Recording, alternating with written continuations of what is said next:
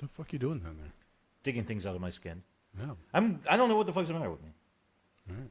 So, carry on. Hello, everybody, and welcome to the Rabblecast. My name is Eric Hernandez here, along with... I got something stuck in the back of my fucking foot.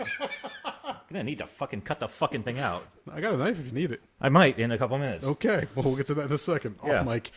Y'all know who the fuck I am. Hello, everybody. On this episode, we talk about a bunch of different things. First off, Doug reminds me how old I am by bringing up the 50th anniversary of Woodstock. Yeah, well, that's not so much a yardstick for me because I wasn't alive in 1960 No, you don't fucking have nine. to be, but I have to look back at 94 and 99 and realize, fuck, it's been a while. Those are the ones that make you feel old. Fuck you. Fuck you, too. If I'm going to suffer, you're coming with me, asshole. Well, we have some fun. I tell some stories about some girls I used to date who are tied to Woodstock in certain senses. And then from there, we talk about different music groups, different tours, different... We talk about the Kiss. shows, of course. Yeah, I have a plethora of stories involving Kiss. And then we also talk about the passing of Harley Race. Mm-hmm. I thought it was going to be like a downturn for the show, but that was actually like fun times telling more stories about Harley Race and then more wrestling stories. I look at it this way. Harley Race, it's sad he passed. Yes. But he had a good long life. He was 76. I'd say that's a pretty good run. I mean, it would be a lot cooler if he made it to the, 80 or 85 or something like that. Oh, yeah, absolutely. He was wheelchair bound, but I know as recently as earlier this year, he was still doing appearances and photo ops and stuff like that. And he would travel for him too because he still enjoyed it, and he was still, and by all accounts, from everyone I've ever talked to has met him. He was a complete gentleman. So, and really, yeah, they said he was truly one of the greats. I mean, for Christ's sakes, I didn't even bring this up in the episode because we were just telling stories, having fun, but. He basically made Ric Flair and Dusty Rhodes. Yeah, it's weird when you think of him that way. Yeah. But, yeah, he's been around. He's been a performer, been a trainer, been a promoter. So, yeah, for him to go through... again, if you're into the world of professional wrestling and you've never heard the name of Harley Race, I mean, I know we've come across stories where people are like, who's Dusty Rhodes? Fuck you. If you don't know who Dusty Rhodes is, that's a problem. If you don't know who Harley Race is and you're into professional wrestling, stop. Yeah, stop and do a deep dive. Go look them up. Do yourself a favor. Go look up some Harley Race matches. Go look up some Harley Race stories. All that good shit. In fact, I'll even mention one of my personal favorites I didn't get a chance to mention proper during the podcast. Sure. In 2004, when Bobby Heenan was inducted into the WWE Hall of Fame, and he delivered that just absolutely amazing, I think it was only like 15, 20-minute speech, but he had everybody rolling and laughing. At one point, he looks over at Harley Race and he says, when I was told I was going to be here with Harley Race, I didn't think we were being inducted. I thought we were being indicted. There you go. Do yourself a favor. Do some information. Look up some information on Harley Race and do some deep dives as far as videos and articles. We are brought to you by InsidePulse.com. You can find us under the podcast section. You can also find us over at Rabblecast.libsyn.com. Make sure you check us out on YouTube, youtube.com/Rabblecast. Send us a tweet at Rabblecast. Email us, rabblecast@gmail.com. And don't forget, of course, our Rabblecast Facebook fan page where we post up different news and links. It's not necessarily about wrestling. I mean, it's pretty much whatever comes up. Marvel movies, DC movies, pop culture. What the fuck are you doing with the camera down there now? I got something stuck in the back of my fucking foot. I was serious. I can't figure out what it is. Okay, with that said... after my tick scare a ways back, I'm kind of a little touchy about this shit. Sorry. I'll stop fiddling until you finish your spiel. Okay. I'm just concerned about you now. All right, well, I'm putting the thing down. Go ahead. Okay, just make it sure. If you're still listening to this intro, enjoy the show. And sorry, folks.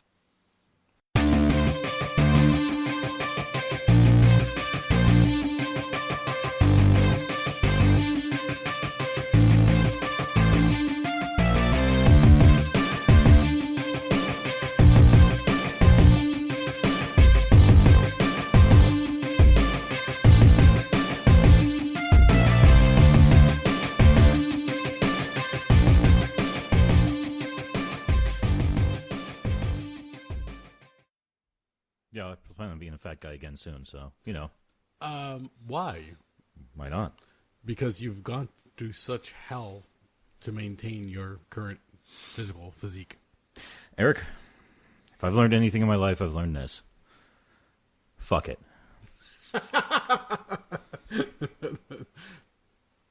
No, that's fine. No, I was commenting before how I like airflow, and it's kind of nice just to be able to have the fans on a little bit. I mean, granted, have the do some noise reduction later in editing, but it's nice. And you're like, oh, I'm looking to become a fat guy. You're like, I would like to see you try to become a fat guy in about, what you said, like 2-3 years? Yeah.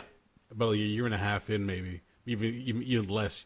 You just might go stir crazy nuts. Why the fuck am I eating everything? It's fucking delicious, but oh my god, I gotta stop. Just fucking start grabbing the kettlebells, doing burpees and everything else. Actually, the funny thing is I have noticed I'm at that point in my life where diet, if I eat a shitty combination of foods, the next day I feel hungover like I'd been drinking. Oh yeah. Which fucking sucks.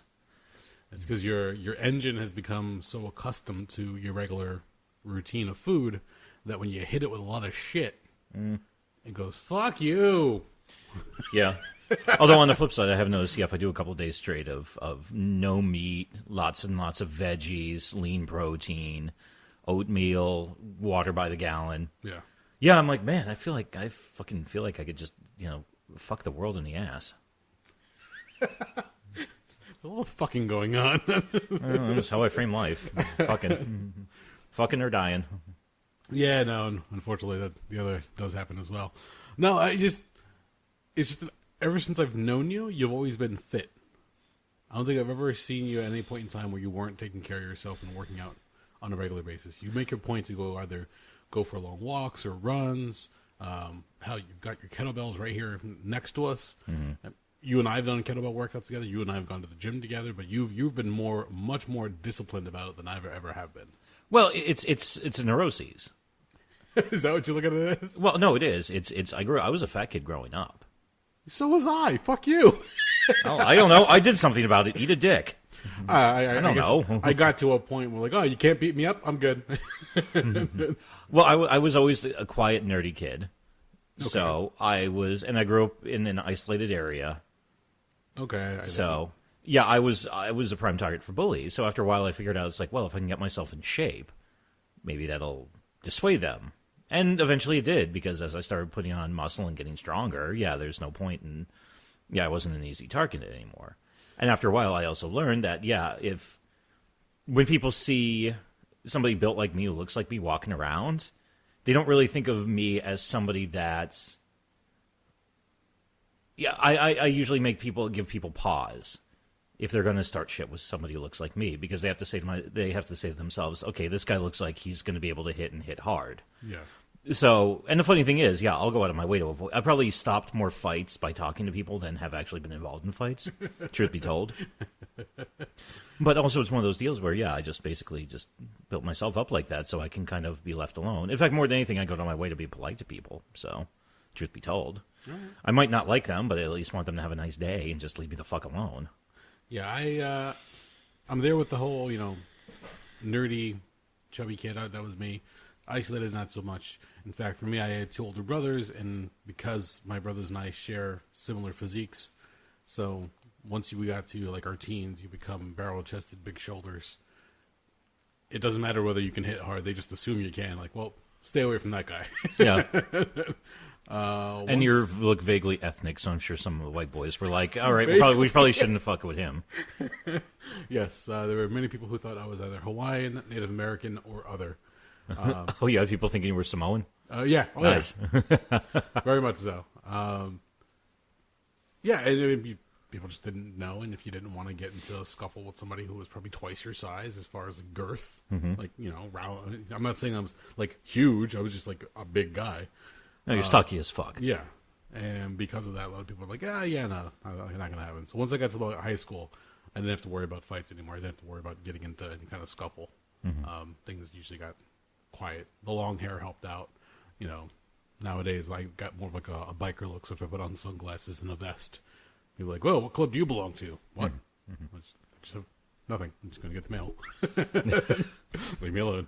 But no, it's the difference of, I worked out. Yeah, I've like, if I had an occasion, so let's say when I was wrestling, I was working out a lot more. Not that I was ever like shredded by any means whatsoever. I was just, I lost a certain amount of weight and I tried to maintain it, but let's face it, I just fucking love carbs. So carbs are delicious. Yeah, they are. So, and that's my downfall. So whether it be pasta, pizza, pick your poison. The occasional donut when it's at work.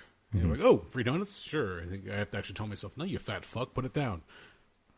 Last Saturday, I got my oil changed, and afterwards, I went to Tim Hortons. Oh, boy. What'd you get? Let's see. I got the Nutella donut. God damn it. That thing was made by the devil himself. Yes. I got the Oreo donut. Okay. Good, but not as good as the Nutella donut. All in the same sitting? No. I got them. It took myself and Holly like 3 days to eat them. Okay. I got a sticky cinnamon bun and like 2 raspberry fucking contraptions. Now, see, about a month or two ago, our friend Dan and I we went out and we had like a little pit stop. I don't know why we were going towards that area, but we went by Tim Hortons ourselves. And when we pulled in, I'm like, you know that Dunkin' Donuts no longer really sells donuts, right? In fact, they're actually changing their name to just be Dunkin'. They're going to just get rid of the donuts part.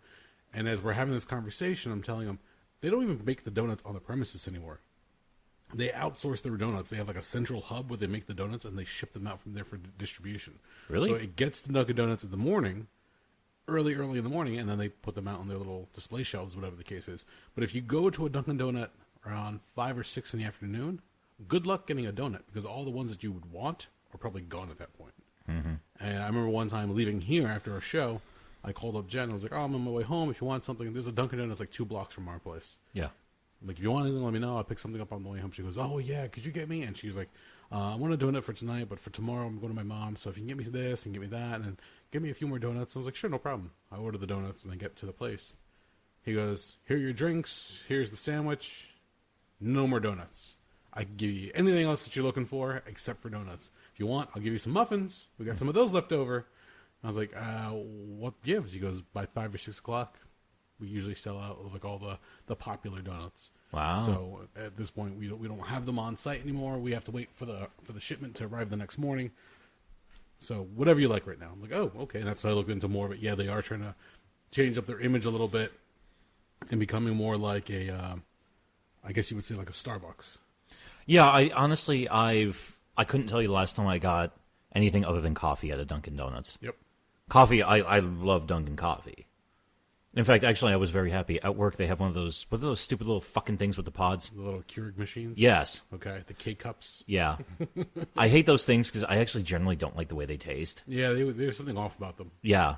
So, but I was digging around in the cabinets, and I found these plastic K-Cups that you basically can flip open the top, put in your own shit, and use that, and then you just clean it out. Yep. So I was like, oh, dude, I got this cinnamon roll coffee, Dunkin' Donuts coffee shit. Yes. Oh, man. It's like a fucking mouth party every morning.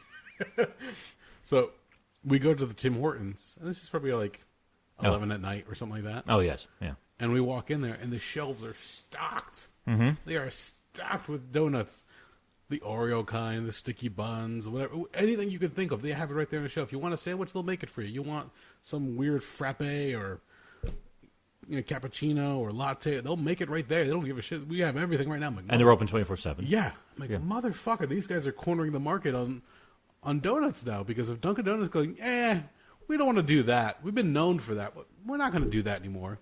Well, fuck you. I'm going to Tim Hortons. Yeah, it's more of a drive, but in the middle of the night, if I'm fucking craving a little fucking round piece of dough sugar, I'm going to go to Tim Hortons now. It's like, fuck that shit. Yeah. No, and that's the thing. I don't get it. It's also weird because there used to, when I was a kid, there was Mr. Donut, there was Dunkin' Donuts, there was a chain out in Pennsylvania called Curry Donuts. Oh, really? Yeah, which is a weird name. I think it was actually after one of the owners was last name Curry because, yeah, Curry Donuts, you think, who the fuck would eat a donut made with curry? Yeah, that's exactly what I thought. Yeah, what the fuck is the matter with you? Oh, weird. But no, the donuts aren't bad. The coffee's decent. It's also nice because for the longest time I used to hang out at Curry Donuts because they were open 24 hours a day and they allowed smoking. So that's where I spent a decent amount of my college career. Well, there you go. Yes, I'd sit in there, smoke cigarettes, drink coffee, and do work. It was actually quite pleasant. It was like my office. I miss those days. Memories. Besides the specialty donuts, like all the crazy contraptions that they're coming up with nowadays, what's your go-to donut? Oh, that's easy. Okay, there's 2. Okay. I either go Boston cream. Ah, yes. Say no more. Either that or something raspberry filled. Because raspberry is Really? the shit. Yeah. Okay, I've never tried, actually. I like raspberry. It's a good time. I've tried, like, the jelly fill, but that's... kind of hit or miss depending where you go. Sometimes. Yeah, well, it depends on what kind of jelly they're filling that motherfucker with. Depends on how long it's been sitting on the shelf too. That's the other thing too. I'm generally not a fan of powdered donuts.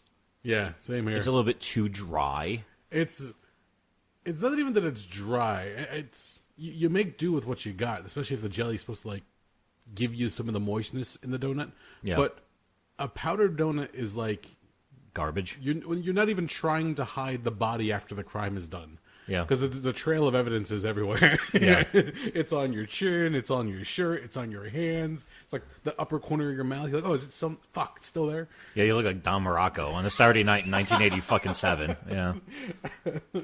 Just trying to get rid of shit. No, the best one, yeah, the raspberry, the chocolate ones that are raspberry filled with like the chocolate ice on top. Yeah, that's a fucking Cadillac right there, buddy. Nice. Okay. Yeah, I'm right there with you with the Boston cream. That's always been like the go-to since I was a kid. Mm-hmm. Mostly because you're like, oh, you're getting a donut. Oh, you're getting pudding inside of a donut? What the fuck? Yeah, why the fuck not? Two great things come together, especially with that chocolate when it melts all over. I think I know where I'm going after this. Tim Hortons. Yeah. Fuck Dunkin' Donuts. Speaking of memories. Yes. Do you know what happened 50 years ago? 50 years ago? When? Now. Like today? Yeah, thereabouts. Thereabouts. Where does that put us? I can honestly say no, I don't, off the top of my head. Really? Yeah. Okay. Help me out here. Woodstock. Was it 50 years ago already? Jesus Christ. Yeah. That would explain why some of the my coworkers have been talking about it. They're a bunch of old-timers. Yeah, Woodstock was 50 years ago. Actually, it was like the 15th through the 17th. Really? So this was opening day of Woodstock 1969, which also means we just passed the 25th anniversary of Woodstock 1994. Yep. As you've probably seen by the sheer volume of Woodstock shit I've been posting on fucking Facebook. God, I would have fucking given a fucking finger to have been at that show, man. Were we dating? No, we weren't dating at the time. A girl who I would eventually end up dating, she went to that show. Really? Yeah. Nice. And she was there for like all the shenanigans and the mud and the overpriced water and the nasty ass fucking porta johns. She said she had a great time. I mean, yeah, a lot of the stuff was overpriced and ridiculous, and it just shows you how much capitalism had attached itself to the idea of Woodstock. Mm-hmm. But she said the show itself was amazing. I don't remember if she was there for the eventual like breakdown of the whole thing, where everybody just started flinging shit and everything all over the place, where the crowd just essentially just went nuts because they couldn't take it anymore. I think you're confusing 94 and 99. Am I? Yeah. All right, which is the one where Green Day was playing it, and then they're playing, and they're just literally just throwing shit up on stage. Oh, the mud fight. That was 94. That was Woodstock 94. Okay. They got into a mud fight with the crowd, yeah. Okay. I could be conflating the two. So I've done that in the past. Woodstock 94 took place in Saugerties, New York, at a farm. Yes. That one, and I think Saturday afternoon it started raining like crazy, and everything just got muddy as fuck. Yes. But it was still it wasn't a completely chaotic event. I mean, after a while there was a breakdown. Like more people showed up. The fences went down after a while. They're like, fuck it, it's a free concert, like 69. There was some overpriced stuff, but that happens. But ultimately, the show off went out too much of a hitch. Okay. Woodstock 99, which I actually thought about going to, and then I heard where it was going to be. Where was that one? I don't remember. Woodstock 99 took place at Griffiths Air Force Base in Rome, New York. Oh, okay. I'm familiar with that because my father and my father's side of my family came from Rome, New York. Griffiths Air Force Base was one of the bases where they were set for... The base was built during World War II, and it was decommissioned and taken out of action about 94, 95. During the Cold War, before ICBMs were completely developed, Griffiths Air Force Base was one of the places where they actually had bombers on standby, 24 hours, 7 days a week, sitting on the tarmac, fully fueled, with a nuclear payload, where if they got the call saying, the Russians are attacking, get the fucking bombers going now, we need to fucking strike back. So they would fucking literally take off, go to their prearranged target, somewhere probably in the USSR, and fucking, incinerate hundreds of thousands of people. Wow, okay. In addition to that, the entire base is actually completely just fucking, it's a super fun site. The entire area is just nasty with PCBs. I can't remember what that chemical stands for, but it's pretty, you don't want to fuck around with it. Okay. And also, the vast majority of the place is covered in tarmac. Okay. Tarmac absorbs sunlight. Yeah. And gets really fucking hot. Yeah, no, that's not the wish you went to. No. So I saw all that. And then I had heard some friends of mine who I knew at the time, some old high school chums of mine, they said they were getting a hotel room in Ocean City, Maryland. So I said, I'll go with you guys to get drunk at the fucking beach for a fucking week rather than go fucking stand around in 100-degree heat in this fucking shithole. And that was also the point in time when new metal first came out, rap metal, whatever the fuck you wanted to call it. Yeah. I was like, okay, it's a new sound. I kind of dig it. It's something different to throw on. That was around the time period when it got very frat bro and jockish. So that's about the point when I was like, okay, I'm cool. I'm moving on. It's been nice knowing you. Yeah, I was like, thanks for the memories, Korn. I remember when you opened for Marilyn Manson and Danzig. We good now. We good now, baby. Okay. It was 94 she went to. Okay. It probably wasn't as crazy. Because then she probably would have been talked about a lot more. But yeah, you're right. There was the mud involved and everybody else just having fun, going nuts. But she was mentioning the whole thing. Well, at that point, I think a lot of concerts were just being hit with high prices as far as water and food and concessions, whatever, what have you. Well, they know they have a captive audience, so a lot of them they're going to gouge. I mean, it happens all the time now. Basically, it's a cost of doing business, and also one of the reasons I avoid festivals nowadays. Another girl that I eventually ended up dating told me the story that her father, who I would learn later on is her foster father, because he adopted her and his wife adopted the girl that I was dating eventually. He had gone to the original Woodstock, and when he was driving up there comes that one point in time where everybody just got out of their cars and just walked up because there was so much traffic. Yeah, because they took over Bethel, New York, and it was a small farming town. It wasn't ready for that capacity. Yeah, not at all. He drove up. He got stuck in that traffic. Before he got stuck, to the point of no return, he said, "Fuck this." He turned around, went home. Really? I bet he was kicking himself in the years to come after that. He was such a miserable fuck. Oh, fair enough. He was the kind of guy who ended up. He worked at this one job, like a waste management job. He was like a front office guy. Ended up, just putting his time in, did whatever he did. Very routine kind of guy. But then when it came time for him to make a big purchase, he decided he was going to buy like a very expensive sports car and only take it out on Sundays and make sure to always put it in the garage and put the tarp over it, or put the whatever you call it. I remember, not the tarp, but the car cover. Yeah, I know what you mean. Yeah, but he treated that thing like it was his firstborn kind of thing.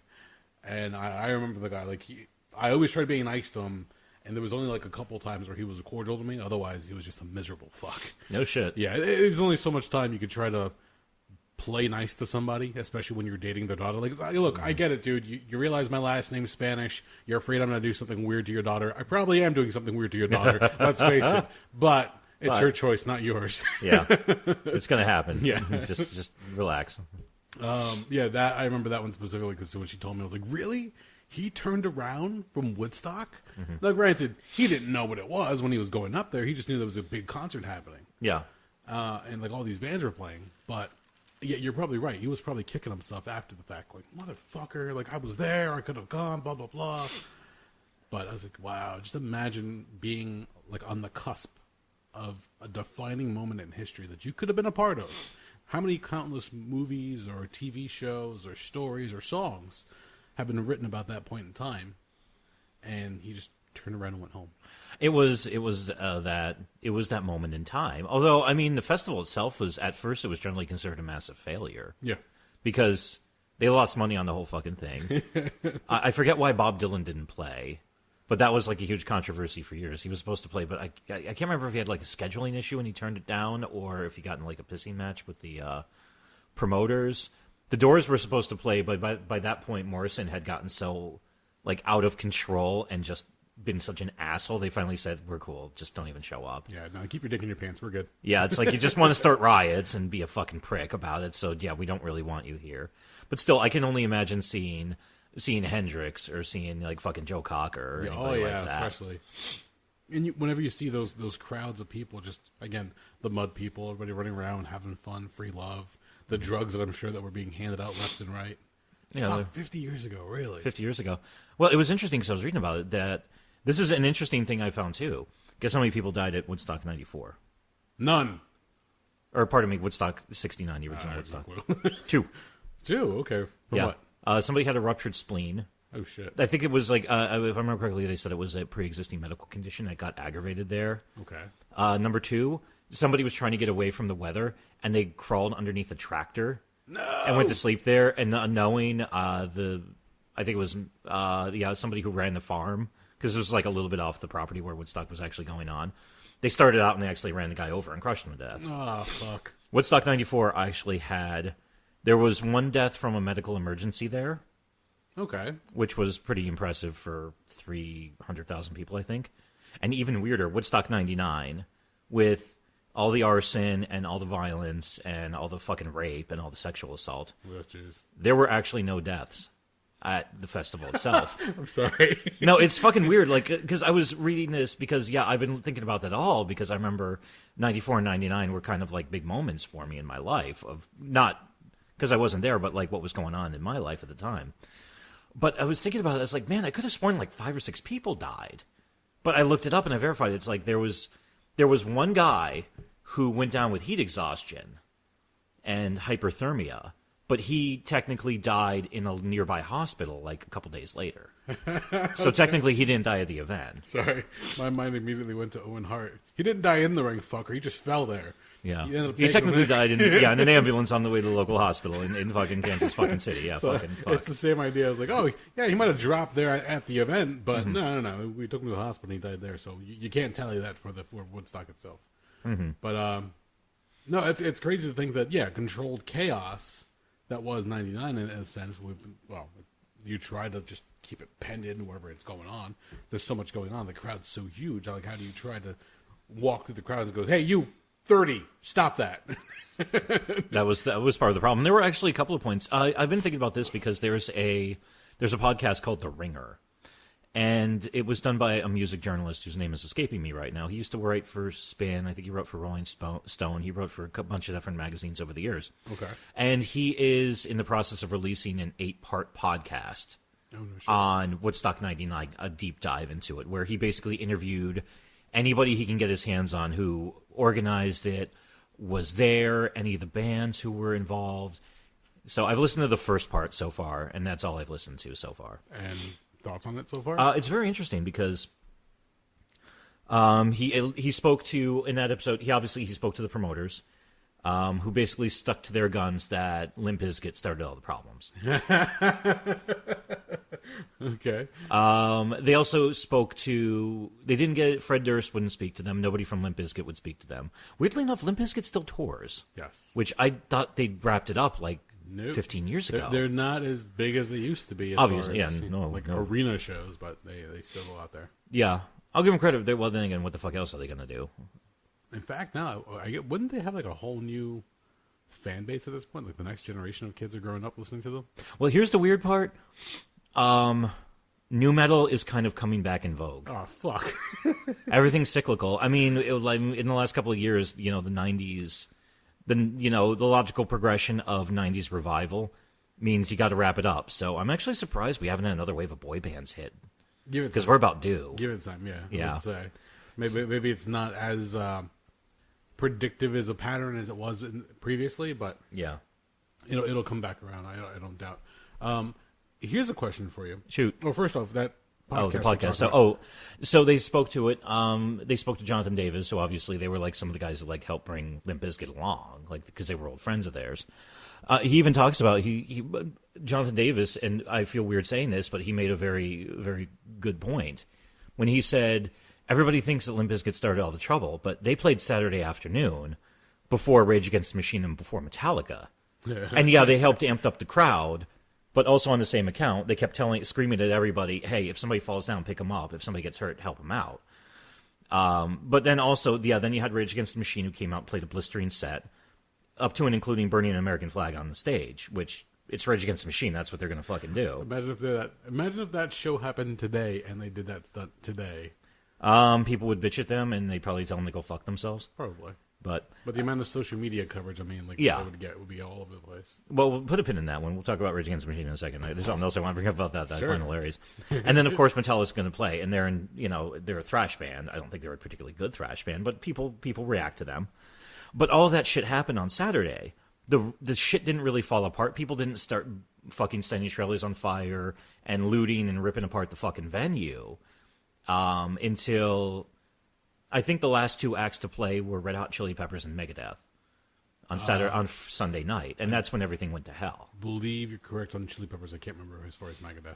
They were on like the secondary stage. Yeah. Chili Peppers were playing the main stage. Also weird because I watched some of the video from the Chili Peppers playing. I don't remember Flea naked, but I've now seen his cock. And I was like, and I was like, oh wait a minute, no, they did the light bulb thing in 1994, not 99. 99 they were getting ready for Californication, so they kind of like had their updated look to them. Yeah. But that was also what killed it was an anti-gun violence group were passing out candles for everybody to light and hold during that performance, and they used them to start bonfires because at that point everybody was just super fucking pissed. Good Lord. So yeah, that's when all of a sudden, in fact, it was to the point where when the fires broke out and they brought in the fire department along with a shit ton of, Rome City Police, Oneida Sheriff's Department, New York State Police, and I think they brought in some National Guardsmen too to fucking help back them up and to escort the fire department in. Even the fire department said the fire's so out of hand, just pull the crowd away from it and we'll let it burn. Really? Because, yeah, it's too big and too fucked up, and, yeah, it's too chaotic. We don't want to just get everybody the fuck away from it, let it burn out. Also, it was sitting on tarmac. It's like, just let it burn out. It's not going to hurt anything. Yeah, it's not going to go anywhere. It's just going to leave a scorch mark on the tarmac. Yeah. We just polluted our Superfund site even more. La-di-fucking-da. So, anyway, what were you... The podcast itself, is it a free podcast, or is it like a pay to listen to? That's the downside. They give you the taste. Episode 1 is 30 minutes long and it's free. Fuck. Yeah, the remaining 7 parts, which each one it's like another 210 minutes of material. Yeah. Yeah, that's you got to pay to play. Basically, what I'm going to do is I'm going to sit down. I'm going to buy a 1-month subscription to the podcast. I can't remember what site it's on. Okay, we're going to get your trial membership, listen to the whole thing, and then... I'm just going to download the 7 other episodes, and be like, here's your $7. Fuck your paywall. Take it easy, guys. I understand you're trying to make money. I don't blame you. It is what the fuck it is. And also, I'm willing to pay $7. Will be a sport because I really want to hear how that one breaks out because it's interesting too. One of the interviews I'm looking forward to is this guy actually had like an in-depth interview with Violent J from the Insane Clown Posse, who I completely forgot they played at that. At 99? Yeah. Wow. Okay. I think here's part of my problem why 99 escapes my head a little bit. Okay. Besides the chaos that happened at the very end. 94 made sense. 25 year, it's a good milestone to say, hey, let's go. Let's do Woodstock again. I'm sure promoters were jumping on it like, oh, this is the nostalgia, the money that can be made. It's a brand name. Yeah. And then they said 5 years later, let's do it again. We're like, Well, here's the funny thing is actually they've been doing it all along. There was a Woodstock 89. Was there? Yeah, it was a very small event. I believe there was one in 84 as well. So they were basically running like 5-year schedules of doing smaller ones. Okay. It wasn't until 94 when they said, you know what, we'll do another one for 25 years. It's another generation coming up. So, okay, these are the kids of the people who went to Woodstock, the original one. So let's give them something to write home about. I think it also helped that they decided to make the next 99 even bigger when they realized, because I think overall they made... The event itself, I think, either broke even or lost a little bit of money. When they put out the Woodstock 94 VHS and the double CD and the tape and all that, that's where they made a fuck ton of money. Jeez, imagine that. When they released all of that. Because, yeah, it was something weird, too, where they basically, all the performers, they got paid well, but I think it was something wacky where it's... Whatever material you play at this concert, this particular set belongs to us. We can market it as we choose, and we don't have to kick anything back to you. That's weird. It was a really fucked up deal, but apparently the pay was good enough because I know for a fact, in interviews around then, Trent Reznor from Nine Inch Nails even said, I didn't play Woodstock 94 because I thought it would be a wonderful time. The amount of money they paid us financed our self-destruct tour in 1994 when we were touring off the Downward Spiral. Okay. He said basically it's like we did that so we can continue doing our hour thing. Okay. I also remember an interview with Henry Rollins. I was going to ask you, yes. Where they even said to him, I think it was somebody from MTV interviewed him, and they're like, so, if you weren't performing here, would you come here? And he just starts cackling. He was like, no, are you out of your mind? I would not be here. Yeah, especially knowing Rollins. Just not having any of it whatsoever. Yeah, he's like, no, I wouldn't be here. But then then he looks at the camera, he's like, also keep in mind, I'm 35. I don't have the spunk of a 17-year-old. Which is also funny to think about because he's going to be turning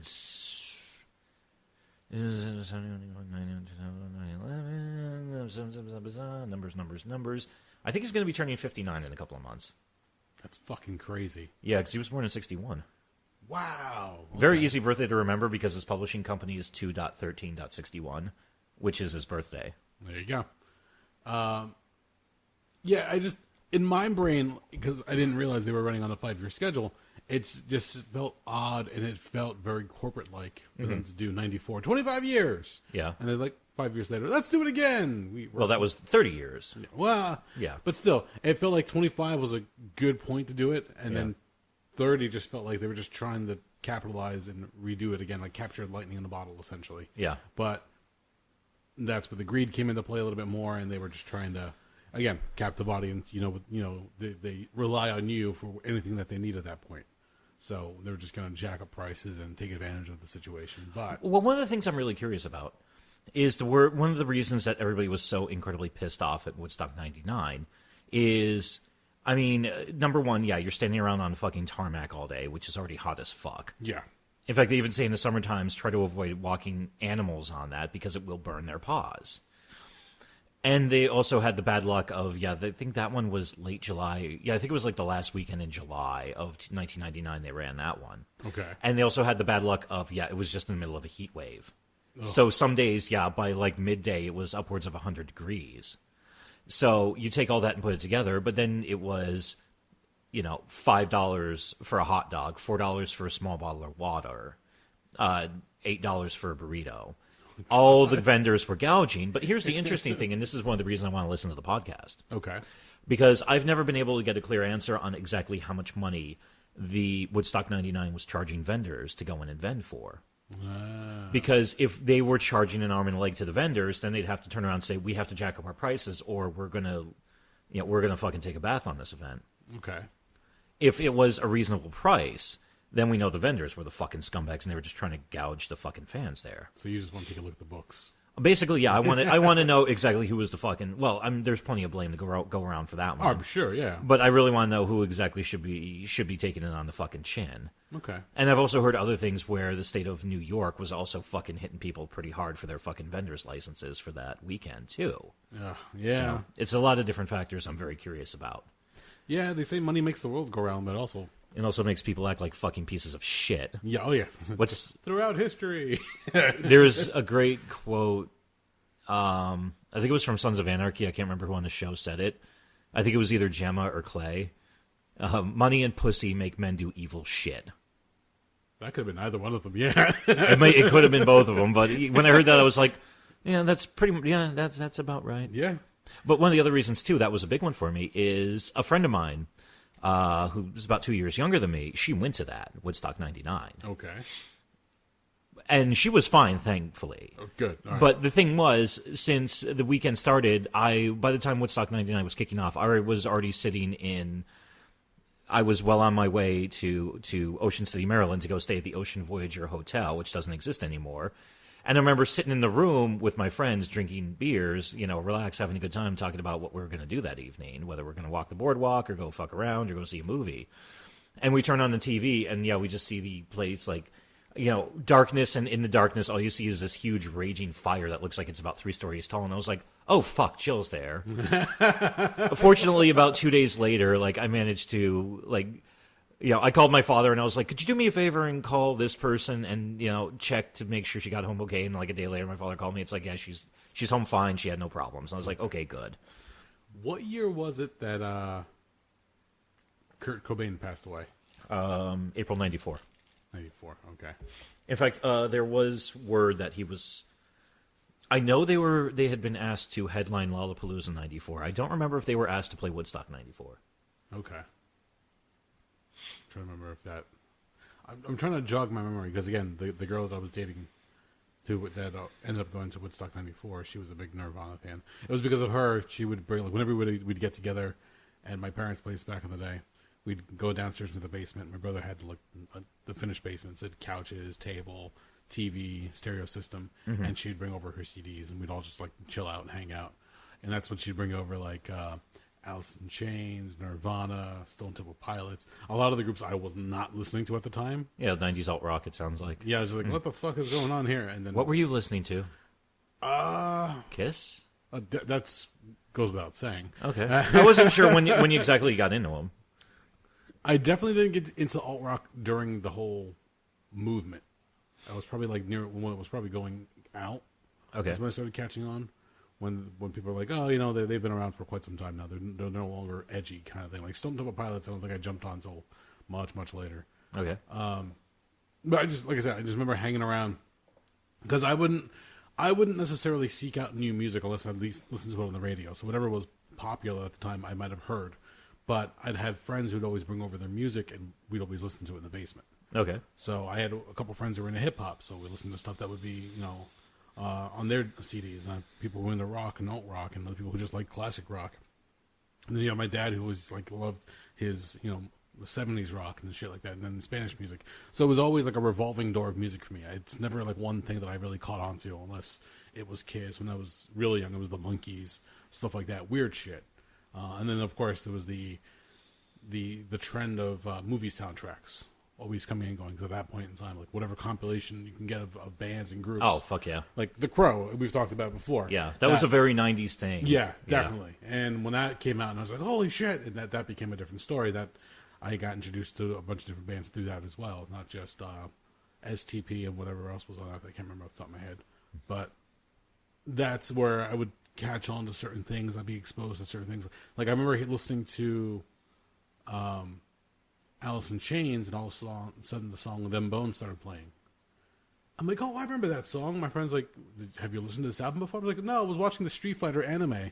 And there's this one scene where you hear the song playing as Ken is driving in the car and almost gets into a car accident. Like, you're just a fucking nerd. Yeah. Like, yeah, well, what do you expect? But, yeah, it was weird shit like that I was always getting exposed to. So, I'm not entirely sure why I asked about Kurt Cobain. But that was just another one of those groups that was... They were very... That was because... And it's also interesting, too, because you look at the flavors of Woodstock 94 versus Woodstock 99. And you could see each one was a good snapshot of what was going on at that point. Because Woodstock 94, you had Green Day. You had Rollins Band. You had Metallica. You had Red Hot Chili Peppers. Although I'm going to kind of put Metallica and Chili Peppers kind of off in their own category because they're perennially around. Yeah. But you also had the Cranberries. Oh my god, yeah. Yeah, they're goddamn. Dolores O'Riordan's voice was so fucking beautiful. I'm trying to remember. Goddamn, now I'm blanking. 9 Inch Nails, who was that was the performance that like really like broke them through. And he also had like a lot of really just oddball. Primus played it. I was going to say that's another one I always fucking forget about. But they had Bob Dylan play it as well. My Name is Mud to the Mud People. In fact, yeah, at one point, yeah, he was so... Yeah, he actually got uncharacteristically pissed off because people were throwing mud at them when they played My Name is Mud. To the point where he jokes that his one amp probably still has fucking mud from fucking Saugerties, New York in it because there was so much of it plastered everywhere. There you go. But then you look at 99, and it went from like that, you know, early to mid-90s alt-rock to new metal and... Yeah, new metal and some hip hop was kind of the flavor of the day. Like DMX played 99 as well. Another one I forgot about too. Weird. Okay. Yeah, and don't get me wrong, like there was also like some soul performers, there was some gospel performers, there were some country performers, but you know, there's certain acts that stick out more than others at a lot of those festivals. So, but now you see like there's so many different music festivals that come and go. I mean, Coachella is a big one. You see a bunch of bands go to every year. Coachella's, yeah, that's huge. Yeah, I'm trying to remember some of the Bonnaroo. other ones. Bonnaroo was another one. Riot Fest. I don't none of them give me any kind of incentive to go like, oh my god, I want to go to that one. I mean, granted, I'm sure it's like a who's who and great place to go to check out the music and if you're into it. But like those big music festivals really just don't appeal to me at all. They're very. I don't think I can ever go to one again. I can't. I think I've talked about my problems with live music on here before. As I get older, I have a harder time. I'm not physically doing anything, so I have a hard time. My mind wanders, and I just like, I got to get out of here. I'm just not. That's not sunny. No, I can't hear you. I just can't handle the fact that I'm standing there passively doing nothing. I'm just staring at people while they're playing music. I was like, I need to be doing something now. I can't not. I want you to go to a music festival. Take your pick, any which one, and just stand in front where the barricade is and just yell obscenities at everybody else. Get off my lawn! Nobody can hear you what the fuck you're saying. They're just going to see some guy yelling back at the crowd, making motions with his hands with a very angry face. For like, what? You could probably keep it up for like an hour or two at most if you're like well caffeinated. Otherwise, you just walk up like, I'm done. This is bullshit. Yeah. I just don't really enjoy live music that much anymore. My friends are constantly going to see bands playing, and I always tell them, I was like, maybe I'll go with you, maybe not. If it's less than 3 bands, I'm probably going to go. Because that's about 3 bands I can handle, no problem. I can see that, okay. More than that, God, it's just so fucking exhausting. I think the last show I ever went to, last live show, had to have been the Kiss Aerosmith concert that was touring around. Which, to this day, I think I've mentioned this before, it blew my mind. My cousin and I went to that show. I had bought tickets on the side of the road on the way to the event. On the side of the road? From who? We found a scalper. Oh. All right, if I've never told the story, if you have never heard it on here before. Refresh the folks. Yes. They were playing at the PNC Bank Arts Center in Holmdel, New Jersey. Right off the Parkway, right? Yep. I woke up the day of the show, was going online, like, you know what, fuck this. I'm going to this show. I don't give a shit. I'm going to this show. Call out my cousin, like, hey, what are you doing today? He goes, no, I'm just hanging around. I believe it was in the summertime. I could be wrong. But I was like, hey, you want to go watch Kiss? He goes, fuck yeah, you got tickets? I'm like, no, I'll be at your house in 5 minutes. We don't have a plan, but we're going to figure it the fuck out. I drove down there. He got in the car. He goes, dude, how are we going to watch Kiss if you don't have tickets? I'm like, trust me, we're going to watch Kiss. And I took off. I got down there. It was like the days of MapQuest. And I was like looking up directions that he had printed out from like a previous jaunt. Get down there, and there's that long line that's now going very slowly going and onto the exit to get to the parking lot area. And I remember seeing some guy walking down the road, and I look at my cousin, I'm like, hey, get his attention. He goes, you sure? Get his fucking attention. He calls him over, and I'm like, how much are the tickets? He goes, I think he quoted me like $300 or something like that. I can't remember. Jesus. But I said, sure, because before we left, before I went to go pick up my cousin, I just went to an ATM and just pulled cash. I didn't give a shit. Do you know how much they were, like the face value of the tickets? If I paid, I think they were like a $150 a piece. So they were probably like 75, like 80 face value. I knew I was getting ripped off. I didn't give a shit. I said I'm gonna go watch the show. So I pulled money for tickets. I pulled money for like the concession stand. I pulled money for food and merchandise as well, just in case, because I was gonna leave with a souvenir. I was gonna get something to eat. I didn't give a shit. I said, fair. Fuck this. We went. The funny thing about this story is that when I went there, the girl that I had dated, whose father turned away from Woodstock, her and I were on the outs at that point. We were exes at that point. And she went to that same show with who would become my wife. Really? Oh, weird. So Jen went with my ex-girlfriend at the time. They were friends. They ended up getting tickets, but they ended up getting lawn seats. So they have to either bring their own chair or sit on the grass. My cousin and I went there. We got tickets from a scalper, which I was afraid of at first. I'm like, this motherfucker's giving counterfeit tickets. We're going to get like denied entry. No, we got there. They accepted the tickets. We got to sit in the bowl. Like, we're good seats. We're decently like in the center of the bowl, essentially. So you're not all the way up to the front. You're all the way to the back. But you're right there in the middle of the action. And I was like, these are good seats. Like, let's go get some food. Let's go get some drinks. We sat next to 4 people who came dressed as members of Kiss. Oh, that's cool. So we were just fucking rocking out all day. But the thing that sucked was Kiss went on first. It's like, who the fuck books Kiss as the opener of their tour when they're in the New York, New Jersey area? Wouldn't you have them close out the show? I thought it was one of those deals where one show Kiss would close, next show Aerosmith would close. I think that's the way the tour ended up going as far as scheduling. It just fell that when they came to New Jersey, they were the ones opening. Or I shouldn't say opening. There were other bands there that kept the crowd entertained. But Kiss went on before Aerosmith, and Aerosmith closed out the night. And Aerosmith didn't play the hits. They played music off their new blues album. Oh, God. So, like, 2-3 songs into their set, You were like, let's get out of here? we're passing out in our seats. We're like, oh, my God, I'm exhausted. Like, we just, like, rocked out with everybody else and had fun. The group that next to us, my cousin was singing along with them. I was singing along. It was so much fun. We were just dying, laughing. We heard, like, we got word that apparently my ex was in the crowd. And we were laughing the entire time, like, we got better seats than her, blah. And we were just enjoying ourselves to the point when Aerosmith came out, like, you know what, this fucking sucks. I remember my cousin looking over, he goes, I think my buzz is wearing off. Can we go back to the parking lot and drink some more? Yeah, fuck it, let's get out. This is before they put the kibosh on tailgate parties. Yeah.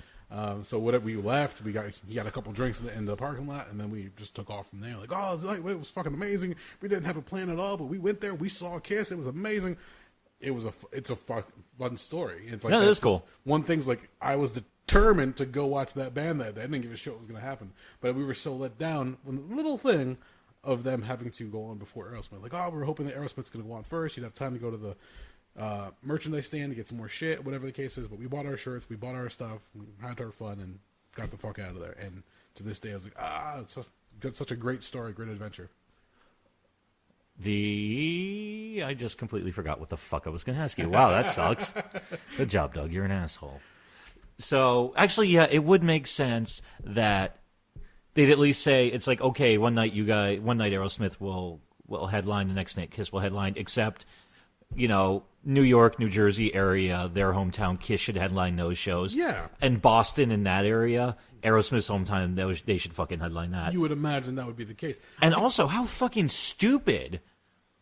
Kiss is going to come on. I'm assuming they played your Detroit Rock City. They played your fucking Rock and Roll All Night. They played fucking Strutter. They played all the fucking hits like I Love It Loud. They did everything that they would normally do. They did the flying guitar. They did Gene Simmons with the breathing fire with the torch. They did him spitting blood. Paul Stanley got on the little truss, whatever it's called, and swung out. They had set up a small stage for him in the middle of the lawn seat. So you would go up the zip line, and he had a tiny stage up at the top of the hill, and he would sing like 1 or 2 songs from there. When he was finished, he'd get back on the zip line, zip down to the stage, and continue the show. Cool. So they did all their tricks. They pulled them all out. Like, motherfucker, I've seen them pull it off in arenas like the Meadowlands. Did I ever go see them at MSG? I don't remember off the top of my head.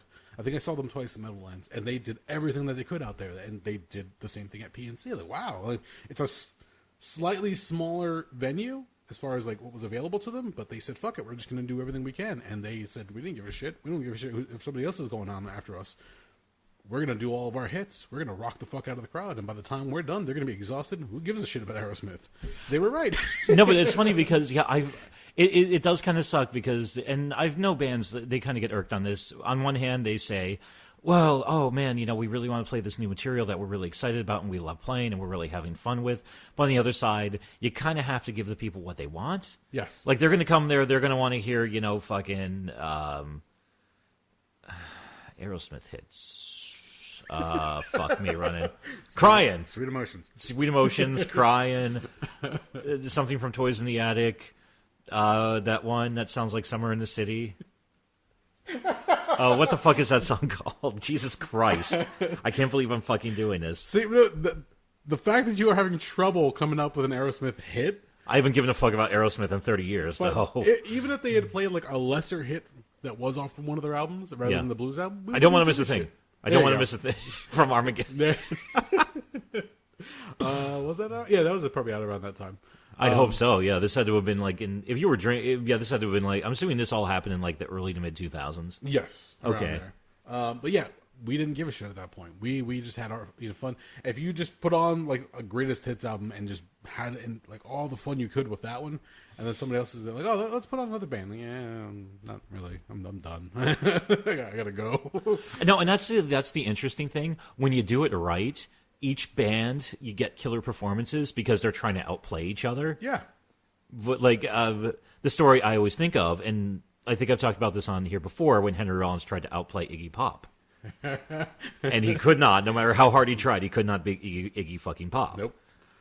And yeah, it's just like in the world of professional wrestling. Yeah. You go out there, you tear the house down, you walk back to the gorilla position, you go through the curtains, like, yo, follow that. Yeah. That's essentially what... Or even better, follow that asshole. Yeah. If you really want to fucking rub it in. That's essentially what Kiss did. As they walked off stage, Aerosmith had to take the stage and like, oh, we're going to play this next song from our blues album. Your what? No, I didn't pay for your fucking blues album. I can buy your blues album some other time. Give me the fucking hits. They might have played like one or two here and there interspersed, but we didn't give a shit because at the time they started playing weird shit. And granted, I like blues. I just wasn't expecting it right then. You don't really want to sit there and stare at a bunch of old men from Boston playing blues. It's like if you get up in the middle of the night and you go to the refrigerator, you walk to the refrigerator, your eyes are closed, you know, your memory's taking you through the hallway to the refrigerator, you open up the refrigerator door, you reach in, you know exactly where the fucking orange juice is, you grab it, you chug it, you're like, fuck, that's milk. It's not what you're expecting right then and there. Yeah. And it just kills it for you. It's like, we're out of here. We beat the crowd. We left. There was a good portion of the crowd that was leaving when Aerosmith was playing. I figured as much. Yeah, it was not surprising, but at the same time, it's like, yeah, this is what you get. You know, if you are known for certain songs, and I guess in that respect, certain artists can become prisoners of their own material, their own success. Because if you have a song that's top 100, top 10, whatever the case, you know, all-time greatest song. Doesn't matter how many times you've played it and you're sick of playing it, but the crowd's going to keep asking for that song. Like, fuck, I don't want to play Angel again. My voice sucks now.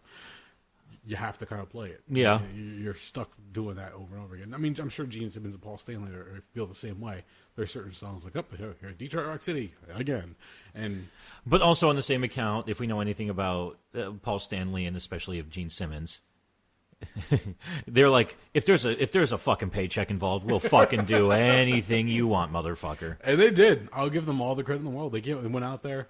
I can't imagine. Like I've wrestled with makeup on. Yeah. Face paint.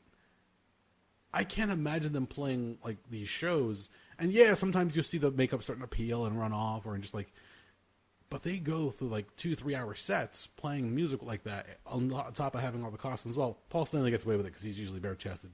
Yeah. But Gene Simmons has the armor on. Ace Frehley had the spacesuit on, and Peter Criss is like stuck behind the drum riser and everything else, and he's got all his shit on. And drummers usually sweat more because they're moving so much more. Yeah, I mean the only thing he had to worry about, I think, I guess he probably didn't wear them behind the drum kit. He like wore these like big fuzzy boots because all of them like had platform shoes. Yeah. But I'm sure Peter Criss probably like ditched him while he was behind the drum kit, and he always just had his little vest on with the face paint. Yeah, because how the fuck can you hit your fucking bass pedals if you have that's what I'm fucking trying to platforms imagine. on? Yeah. I never thought about that until now, actually. Yeah. But yeah, everybody else I'm sure probably had their gimmicks on, but everybody else, like, you know, if you could get away with taking something off, you probably did here and there. Yeah. So Paul Stanley, you know, was just a reason for him to walk around showing his hairy chest and having fun. But if you've never seen, and this is what I said to the girl that ended up sitting in the lawn seats, I took her actually to a previous Kiss show when they were doing the Cycle Circus tour. And I told her, she goes, "Oh, we're gonna watch Kiss." She's like, I heard they went like a glam rock band, a hair band, blah blah blah. Have you never seen a Kiss show? She goes, never had a reason, like never been interested by it. I'm like, let's go watch the show, and then afterwards, tell me what you thought about it. And I remember as we got there, whatever bands were playing first, they were opening up different acts. We got to our seats, we sat down. It was a 3D concert. So they had these big screens on. They gave you these glasses you can put, and they had filmed certain segments. So like Paul Stanley's like pushing the guitar towards the camera. The head of the guitar was actually coming out towards you. Oh, cool. When Gene Simmons was spitting blood, it looked like he was spitting it on your face because he's spitting it onto the camera or whatever glass was between him and the camera. Yeah. So they were doing all this weird shit trying to push the 3D effects. But because it was Psycho Circus, they had the theme of a circus curtain over the stage. And it was red, and they had stars and moons. It looked like something you would see like at a Ringling Brothers, at Barnum and Bailey.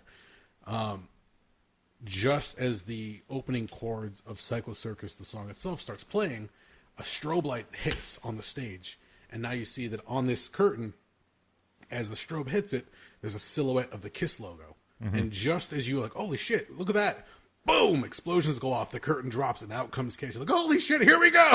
Nice. And from that moment, she did not stop jumping up and down, having fun, going, "Oh my god, this is amazing!" We left. She goes, "I am a Kiss fan. I'm such a Kiss fan now. Like this is amazing. Like, thank you. It's one thing to see them on albums. It's one thing to see them in the videos and in pictures. But when you see the show, when you're there, it's a completely different experience. I had up until that point, I'd only see them in bootleg concert tapes that you would get from like flea markets and from conventions. Yeah. So I would see the blurry VHS quality, tracking had to be fixed, focus had to be fixed. Yeah, it's definitely not professional, so the sound was kind of butt. Not at all, but like I've seen the compilations of them on their concert tours, and I was like, oh, I want to go to that. I want to experience that one day, and I got that chance. And seeing them, I was like, oh my God, this is fucking amazing. And we went again when they said they were doing their farewell tour. That wasn't really, but... Wow. They also just played their farewell tour, I think, the other night, too. Yeah, exactly. This area. They're like the Terry Funk of the music business. Yeah. It's the same thing. We went to go see them then, and then I went with my cousin to go watch them with Aerosmith. And I think they're actually coming back around again recently, because my boss was asking me, he was like, are you going to the Kiss show? I'm like, I don't think I can afford it. I think like the prices for tickets have gone ridiculously high.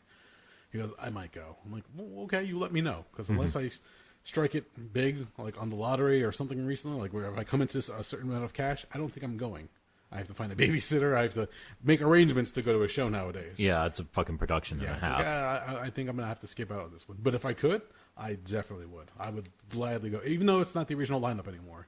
When we went to go see them, the Psycho Circus tour was the reunion of sorts of the band. Then that same original lineup was then playing the farewell tour. I believe for the Aerosmith tour, the joint tour, I think at that point one of the members had left. I think it was Ace Frehley at that point because he was having friction with the band. Yeah. And then eventually Peter Criss left. Not because he was having friction necessarily, just because he's getting older and then the tour schedule is not really for him at that point.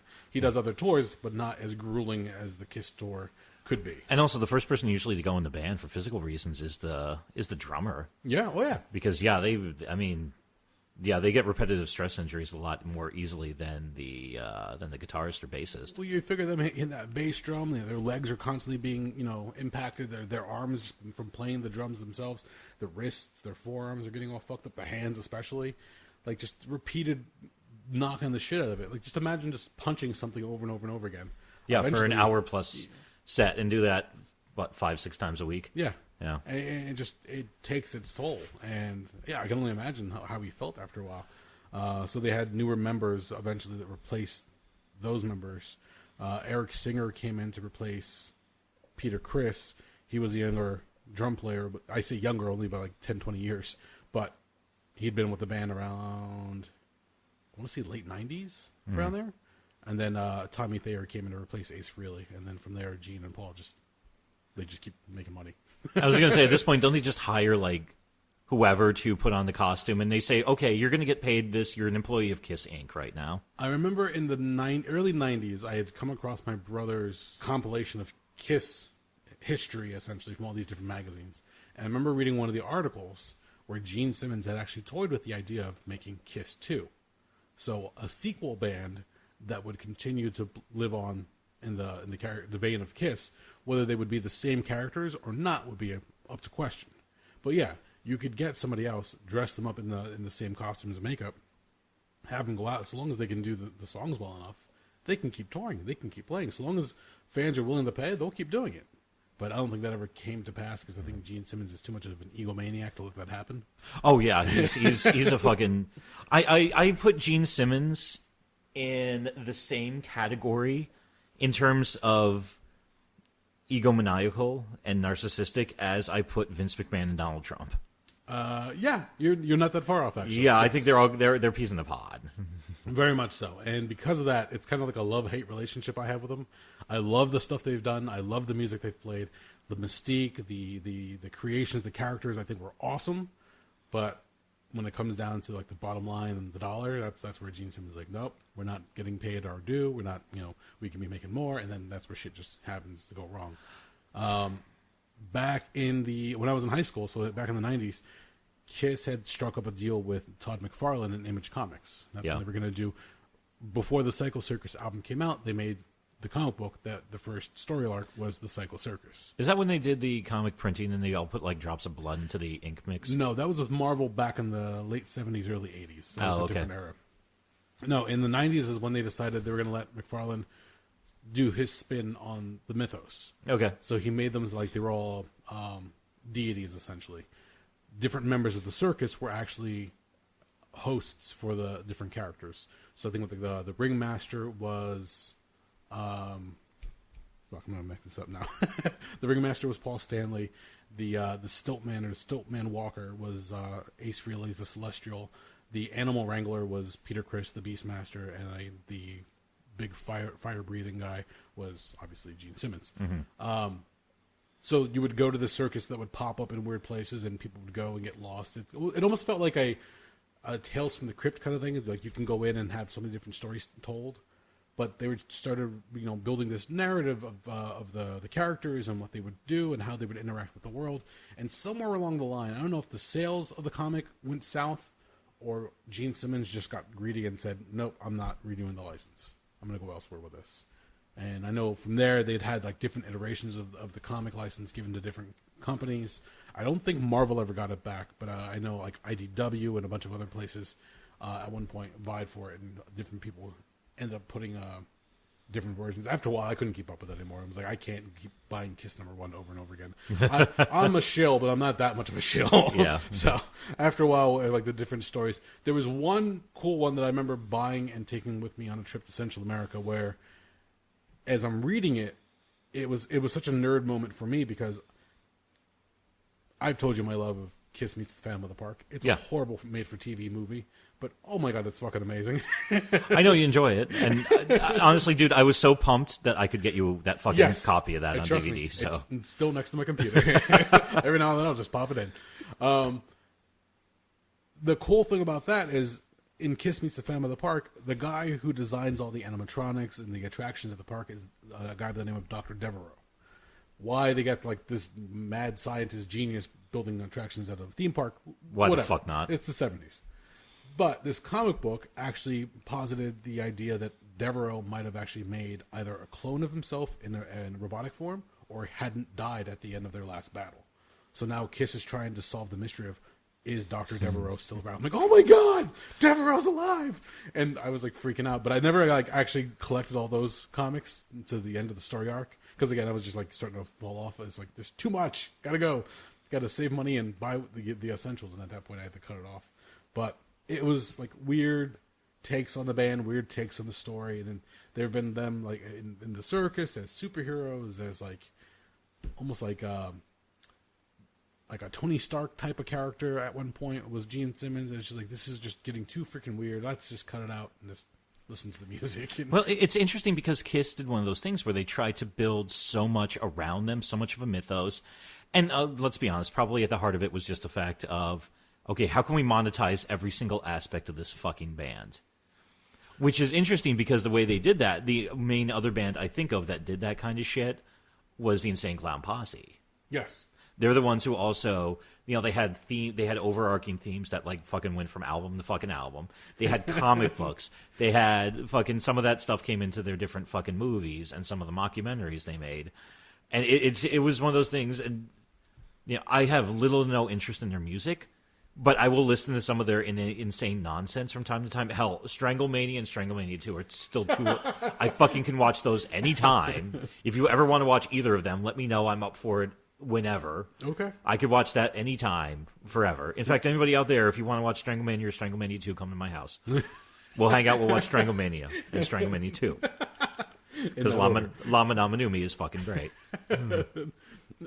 No, I remember. I think it was my love of Kiss that got the same cousin that I took to go watch Kiss with. He got into Insane Clown Posse, and I think it was for the same reasons, is that it was the mystique and the mystery of who are these guys and what the fuck is going on and what the hell is Fago. Yeah. it was just weird. I remember going to, oh god, this is a while back now. It had to have been right around 2000. I was working retail. And I ended up working a weekend job where I was actually bouncing at a club in Jersey. Oh, was it Churchill's?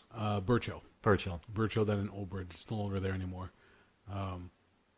And when I went there, I mean, there's this whole story of how I got the job, but let's fast forward to the night where Insane Clown Posse's playing along with Two Live Crew. And it's Was that about 0203? Around there, yeah. Opening act was Anybody Killer. I'm going to take your word for it. No, because I saw that when that rolled through Scranton. I went with Stuntman Kurt. Oh, wow, okay. The first show, I crowd surfed. Really? I was fucking like, it was one of those things where I can't remember who was standing next to me, but they picked them up and they went sailing to the front. And one guy looked over me and goes, "You want to go?" And I said, "Sure." You're meanwhile thinking it's like, yeah, you're going to get my ass up there, buddy. But I suddenly was a paperweight, and I was lifted up into the air. So my 250, 260-pound frame, probably more at that point because I was working retail, was then carried over the crowd towards the front barricade. And I felt bad because I'm wearing my Converse steel-toe boot that as I go over the barricade, I hit something I thought was the stage. It was one of my friends who was working security who told me the next time, he goes, "Dude, your fucking boot caught me in the top of the head. I almost fell to my fucking knees." I was like, "You okay?" He goes, "Yeah." I'm like, "All right, we're good." But after I go over the stage, I said, "Fuck it, I'm working security here when I'm not at the shows." So I just jumped up on stage and I got chest to chest with Violent J. Really? As he's figuring like the last of the song that they're playing off. So I'm like, this is fucking weird. Face to face with a fucking clown in makeup. Oh, sure, whatever. And we left and we went to Denny's afterwards. But that was just one of those odd moments.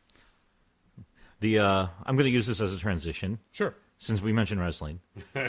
Unfortunately, there's one death that we have to talk about. No, let's not bring it down. Okay. We have to. We have to. We owe it to the man who passed away 2 weeks ago today. Yeah. The legendary Harley Race.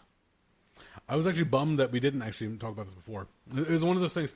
There's been a few celebrity deaths or wrestling deaths that we haven't talked about. Mm-hmm. I can't call them to mind off the top of my head. But yeah, it's like one of those things. Like, do you go back and talk about it? But in this case, I think you're right with Harley Race especially. Mm-hmm.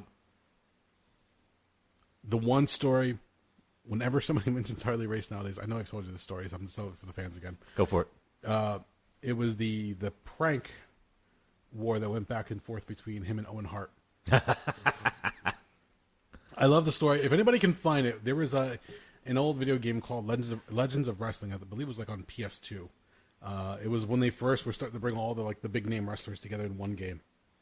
I remember it was a god-awful game, but it was still fun. Horrible game, yeah. But one of the cool things is if you played it, you would unlock little videos. And some of these videos, they tell you like little history and stories about certain characters. I don't remember who told this story. I want to say it might have been Bam Bam Bigelow, because they had a bunch of video clips of him on the disc. But they talk about going down to Harley races and everybody's getting together. It's a who's who. Everybody's having fun. They're having barbecue, and Owen Hart decides to play a prank where he decides he's going to put laxatives into the barbecue sauce. I thought he would put like really, really powerful hot sauce into the chili. No. Oh, okay. He put laxatives and he fucked up the chili or whatever everybody else was eating. So everybody got the shits, and Harley Race is like, "Well, you don't do that to a Southern boy." So he gets pissed off. And like, I don't know how much time had passed between then and then when Harley went looking for him, but he went to a show. And he goes to the backstage area. He's walking through. He didn't make a big deal of making himself known. In fact, anybody he saw, you walk up to him, shake hands, say, "Hey, how you doing?" And like, "Hey, what are you doing in town?" Just stopping by to say hello. "Hey, have you seen Owen by chance?" "I think he's down the hall. I think he might be getting changed. He's working tonight."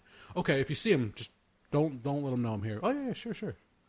Harley just kept going, looking for him. Eventually comes across Owen Hart getting changed for his match later that night. Mm-hmm. And Owen's stark naked, bending over about to put on his tights when fucking Harley Race jams a cattle prod in his ass. Yep. Lights him up. Who knows what the fuck happened to him at that point? Mm-hmm. And you don't. He says something to the effect of, "You don't fuck with a Southern man's barbecue." You also don't fuck with Harley Race. Yeah, well, that too. And just walked off. And so whenever I hear Harley Race, I mean, granted, there's numbers of different stories of Harley Race that can go down in history for the longest time, but that one with a buck naked Owen Hart dropping, probably drooling on himself, probably like lost bodily functions before probably pissed in shit. Yeah. That's the one that really stands out the most. And I love them. Like, wow, why would they put this on a fucking video game video? This is gold. That's the best. Yeah, that's amazing. So I've tried looking on the internet a couple times. Once after one of the shows here, and a couple of times late night, I was like, I kept scouring YouTube for it. I don't think anybody's actually ever gone and collected those videos. I might have to go and get those. They're around in pieces. One of my favorite ones, and there's a million kick-ass Harley Race stories about what like a bad motherfucker and how awesome he was. But the one that always sticks out for me And this actually, you can find this on YouTube. Harley Race did a shoot interview probably within the last decade, I think. Okay. And he tells a story about, I believe, All Japan Pro Wrestling was holding a big tag tournament. And they brought in Harley Race and Nick Bockwinkel, who they had worked together for the longest time. And they were going through the tournament, and they were doing a thing where one night Nick would start, next night Harley would start. So this one particular night, they were slated on the show against Bruiser Brody and Stan Hansen. Okay. That's some serious shit in the ring right there. Definitely. So it was Nick's turn to start, and Harley looked at him and said, "Nick, you don't want to start this one. Let me start it." And Nick looked at Harley and said, "No, don't worry about it. It'll be okay."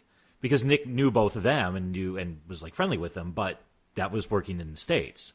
This was Japan, where they both had more of a reputation to protect. And Brody being Brody, and also Hansen kind of being... Hansen was Jekyll and Hyde, where outside of the ring he was just like the nicest, like most polite, respectful guy in the world. He got into that ring and that switch got flipped, and he was a fucking maniac. Yes. A 300-pound maniac who couldn't see you, so he would just throw his arm at your head or the flesh-colored blob in front of him as hard as he could when it was time to hit the fucking lariat. As Dean Malenko would say to people, it's like, yeah, if you saw it coming, you would hop, so you took it on the chest instead of the neck or jaw. Yeah. Because otherwise you wouldn't be chewing for a couple days. So they start, and in the words of Harley Race, when they started... yeah, they ate Nick like a kippered herring. No, Jesus.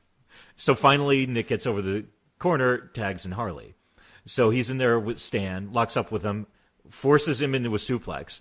Stan goes to sandbag him, and Harley was that strong and that tough, where he literally picked up 300 pounds of Stan Hansen. Oh, no, you don't. And he basically said, "You're going over whether you fucking want to or not, motherfucker." Takes him over. Hansen tags out, and Brody comes in, and Brody tried to fucking throw a boot. Just like a running big boot at Stan or at Harley Race. Harley caught his foot and looks at him and says, "Frank, do you really want to do this?" Immediately, both of them calmed down and started just like working instead of just trying to kick the shit out of him. Oh God. I mean, well, I always remember what Bobby Heenan said about him. There were two people in the fucking world Andre the Giant wouldn't fight. Harley Race was one of them, and the other one was Haku. That said something right there. That speaks fucking volumes right fucking there, that you wouldn't fuck with a guy like that. So, for the uninitiated, I pulled up his Wikipedia page, and, well, I figured, just give him his little moment here. Harley Leland Race. Never knew his middle name was Leland.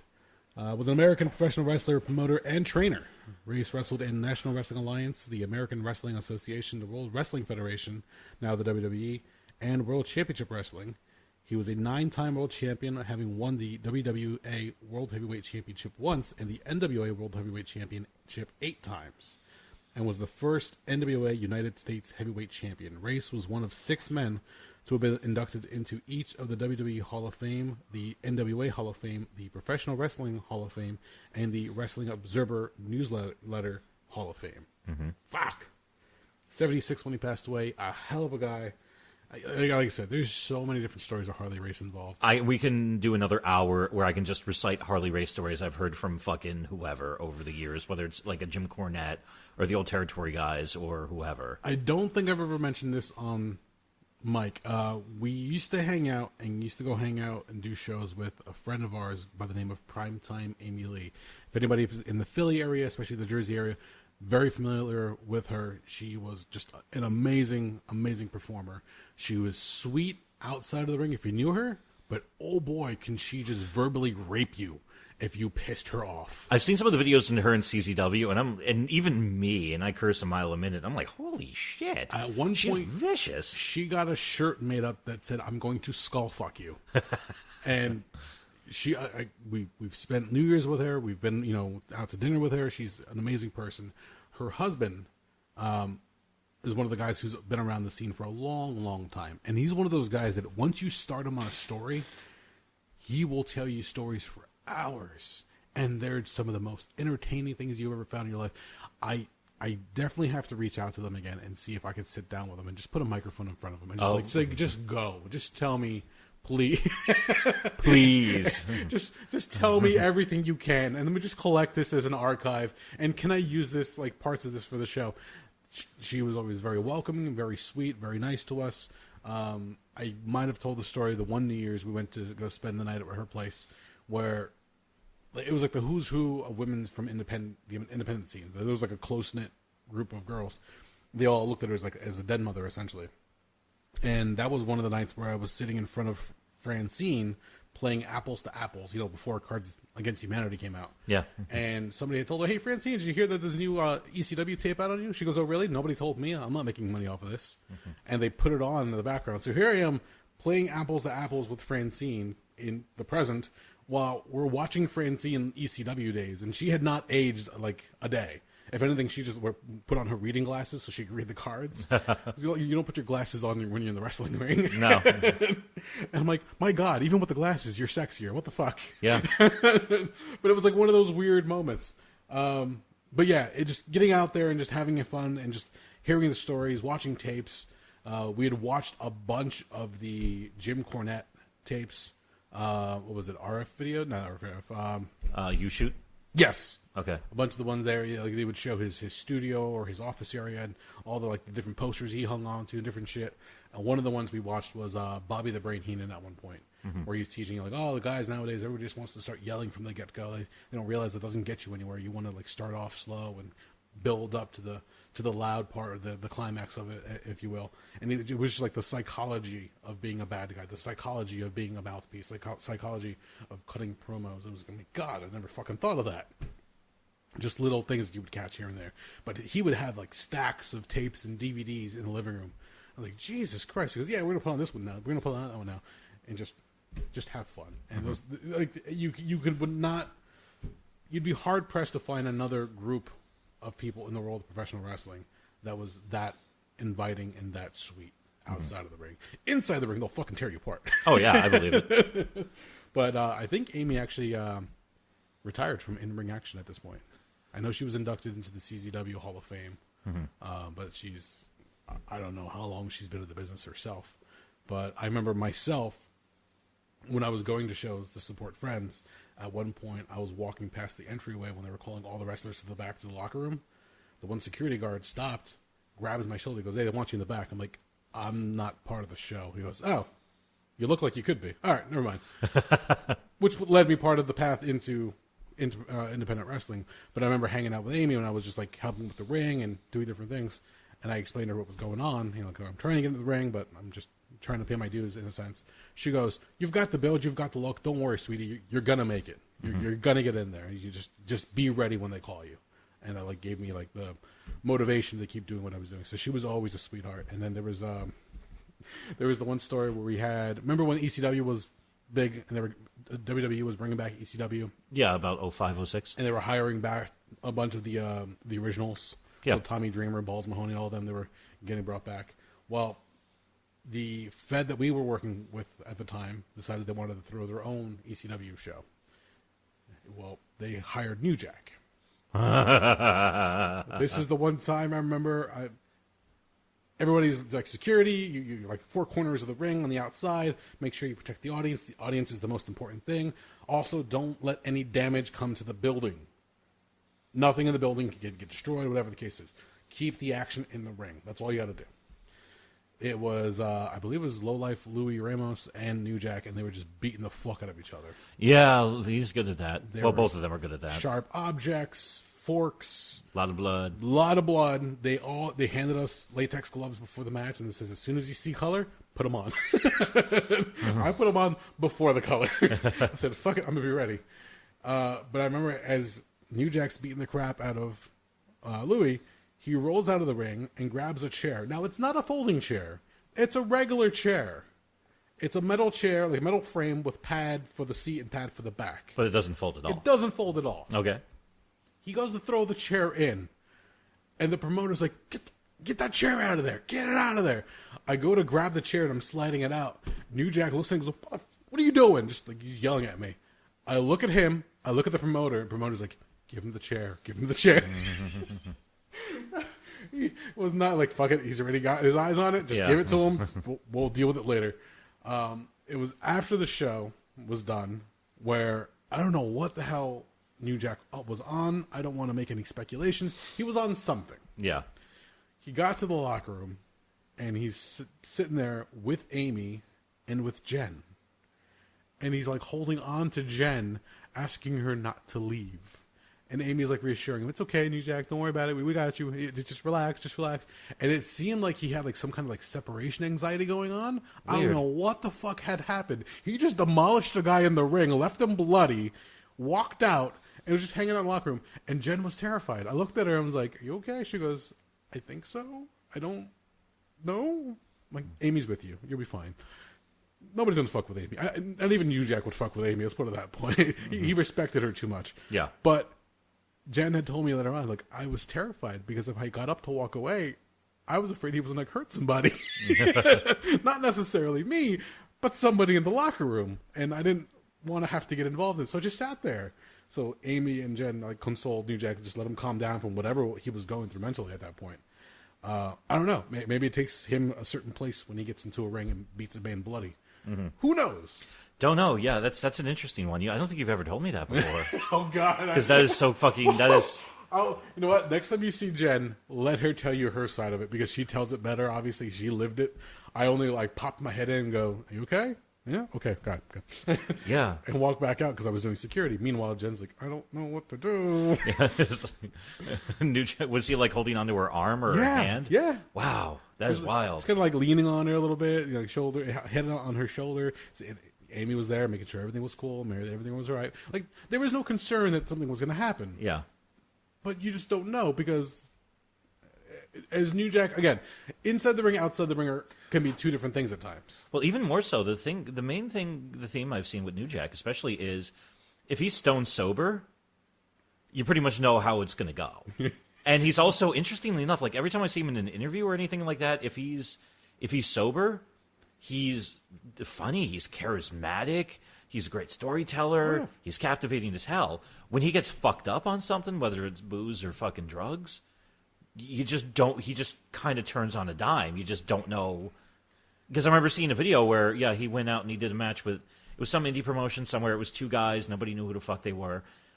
Yeah, and like out of nowhere, like some guy, like, and it was something minor. Like one of the guys in the match, it was like some fucked up 3-way dance. He like just botched something relatively simple. No real harm came to anybody, but it set New Jack off in a way where, like, he just kept, by the time he got done, the guy was laying outside of the ring, like, in a puddle of blood. Yeah. Like, he smashed the guy's fucking head open.